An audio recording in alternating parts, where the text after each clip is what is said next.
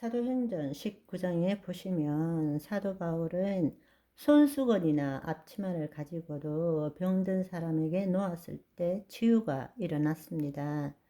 그림자를 통해서도 능력이 전이 되고 손수건이나 앞치마를 통해서도 능력이 전이 되는데, 기름 부은 자의 안수를 통해서 왜 기름 부으심이 전이가 안 된다라고 믿고 있는 것이죠? 그거는 너무 안타까운 일인 거예요. 중요한 것은 성령의 능력이 전이 되는 것보다 누가 그렇게 하느냐가 더 중요하다면 곤란하죠. 이 땅에서 예수 그리스도와 동일한 삶을 살기 위해서는 성령의 능력이 임해야 합니다. 아멘. 그렇다면 기름 부음을 받은 자의 안수를 통해서 성령의 능력이 전이 되는 것은 너무나 당연한 일인 것입니다. 수많은 사람들이 안수를 통해서 능력을 전이받고 있고, 또 하나님께서 성령을 통해서 주신 은사들이 나타나는 것을 우리는 볼 수 있습니다. 그러나 우리가 알아야 될 사실은 그 주체는 사람이 아니라는 것입니다. 바로 성령 하나님이십니다. 아멘.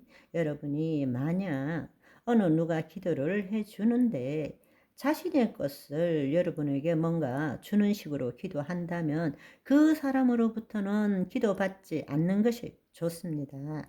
그거는 잘못된 것입니다. 기도한다라는 것은 그 사람은 통로로 사용될 뿐이고, 그 성령의 기름 부으심을 주는 주체는 하나님이십니다.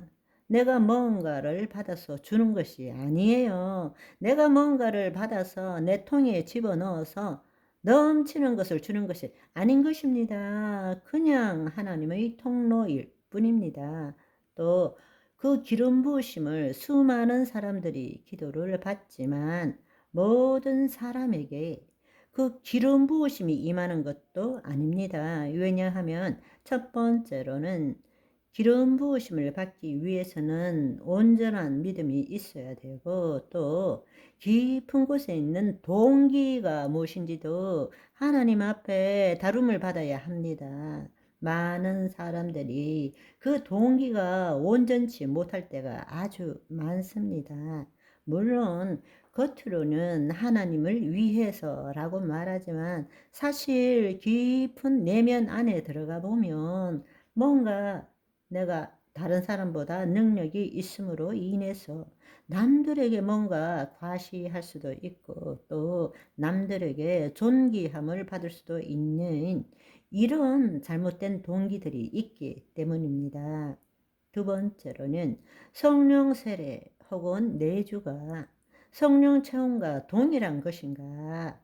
우리가 믿을 때 성령님이 내주하시는데 또 성령 체험을 해야 하는가의 문제입니다. 이 부분도 다시 한번 클리어하게 여러분과 함께 나누어 보도록 하겠습니다.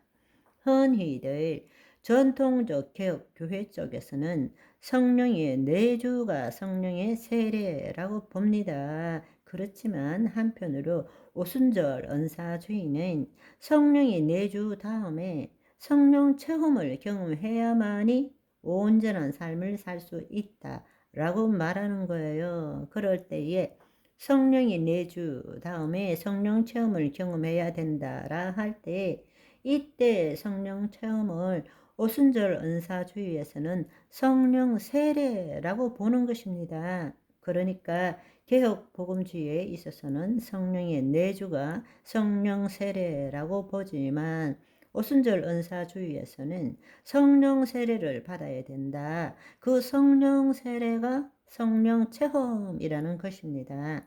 그러니까 보시면 용어상 서로 상충될 수 있죠. 개혁 복음주의에서는 물 세례 때에 동반되는 성령의 내주를 성령 세례라고 본다라는 것. 오순절 은사주의에서는 성령의 내주와 성령의 세례는 다르다. 성령 세례는 성령 체험을 의미한다. 그렇다면 이제부터는 어느 쪽에서 무슨 말을 듣더라도 우리가 명확하게 이거는 이런 뜻이야 라고 정의하면 좋을 것 같아요. 이 용어의 혼란을 피하기 위해서는 보다 정확한 내용으로 용어를 정리하는 것이 좋습니다. 이것을 이해하면 용어로 인한 혼돈은 더 이상 없게 될 것입니다. 우리가 물 세례를 받을 때에 동반되는 성령의 내주를 그냥 성령 세례와 동일하게 봅시다. 그런데 그것은 하나님의 영이 우리 영에 임하는 것입니다. 성령의 내주, 성령 세례를 동일한 것으로 볼 때, 그럴 때에 성령이 내주한다는 것은 하나님의 영이 우리 영에 임하는 것을 의미합니다. 그리고 성령 체험이라는 것은 하나님의 영이 우리의 혼과 몸을 통치하는 것을 경험한다는 의미입니다. 아멘. 그래서 우리가 흔히들 많은 경우에 있어서 성령 체험을 할 때에 여러 가지 현상들이 나타날 수 있는 것입니다.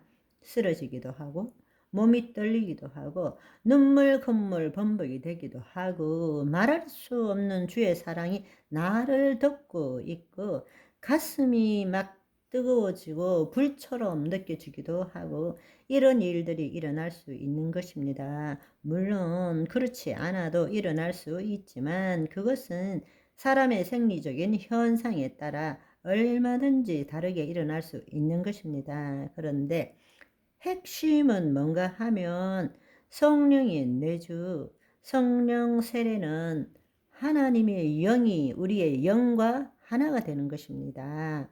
그래서 우리의 옛 자아, 옛 본성, 죄성이 사라지게 되는 거예요.